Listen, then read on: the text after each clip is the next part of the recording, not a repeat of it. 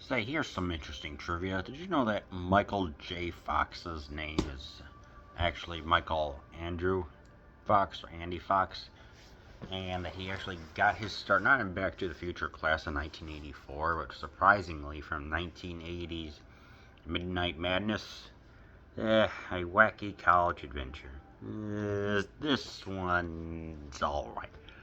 This is one of those movies that you may get some enjoyment out of it if you like where they have to follow clues. So a whole bunch of like college cliques of like the nerds, the jocks that drive the meat wagon, try or get summoned as they have to try and they're going to win a prize, but they have to follow some clues in order to find it. All because there's this game master named Leon or whatever. And I guess what follows is a bunch of, I don't like this word, but I guess shenanigans would be the right word. Trying to use like logic, I guess, would be to figure out the clues. Like, for example, the first one is something, I'm sorry, it's 1 in the morning, I'm very tired. It's just following the clues, figuring out what they mean, and then going from point A to point B. So technically, this is a road movie throughout Los Angeles, which is alright.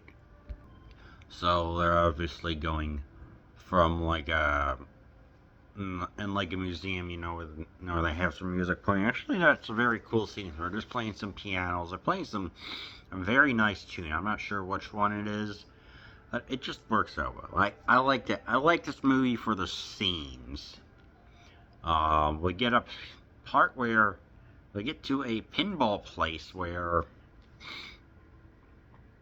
freaking Paul Rubens, I'm sorry, yes, that's right, Pee Wee himself, real name Ruben Fields, I was curious, plays a cameo. This is before he was with Cheech and Chong. So, yeah, it was interesting to see him in another role. Yes, he still has that nose, and surprisingly, yeah, for a PG movie, this is pretty interesting. We got a scene where they're trying to find, like, when they're arrested, they're trying to find something between two melons. They're looking at the carcasses of, like, watermelons and melons and stuff. Lo and behold, the camera zooms on the waitress's breasts, and one of the, she has a necklace that says, "Hug me," and I'm like, what the heck? And, and then they somehow make their way to the LAX airport, which was just really weird, but also at the same time funny because they're trying to do like 5:30 a.m. Not like 5:30 a.m. the time, but the number to call to get your information retrieved. Ultimately, they make their way to a hotel where there's some security guards that are going to be like, I think they're going to be these badasses, but they're the reverse, and they bumble around. Ultimately, they arrest the jocks or whatever. Very specifically, Stephen Furry. I think Stephen, whatever his name is, he was Kent in Animal House. So yeah, it felt like this movie was trying to capitalize on Animal House. I mean, they even had Kent right there, and some parts it works, other parts it doesn't. It just, I don't know. I mean, this is a Disney movie, and this is like the second PG rated movie after The Black Hole. But because of, their squeaky clean image or whatever, this is like one of those weird areas before Ryan's with Disney founded New Line Pictures, with Splash and everything else. So, yeah, this was definitely an unusual time for that very controversial company. I don't know, man. This movie is just, it's fun, but it's fluff, I guess you could say. I don't know. I like the clues, I like the locales, but then again, it's just so paper thin.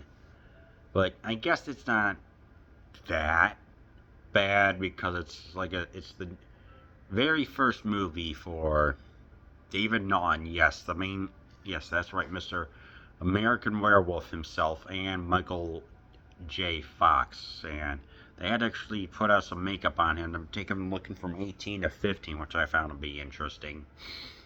And ultimately, yeah, I mean, this is definitely a cult classic. For a long time, Disney have distanced themselves from it, but did agree to release a 2004 DVD of it. But because that company is the way how they are, there's been no Blu-ray release. I don't know if it's on that Disney Plus channel or whatever. I don't know, and I don't care. So yeah, I mean, it's funny. It's alright. This movie's not bad. You know exactly what you're getting. A kind of Animal House thing. I mean, they even have what was his name? Harold, Stephen Furry or whatever, reenact a famous scene that goes on in Animal House with the eating. So whatever. Yeah, and those are my thoughts on Midnight Madness.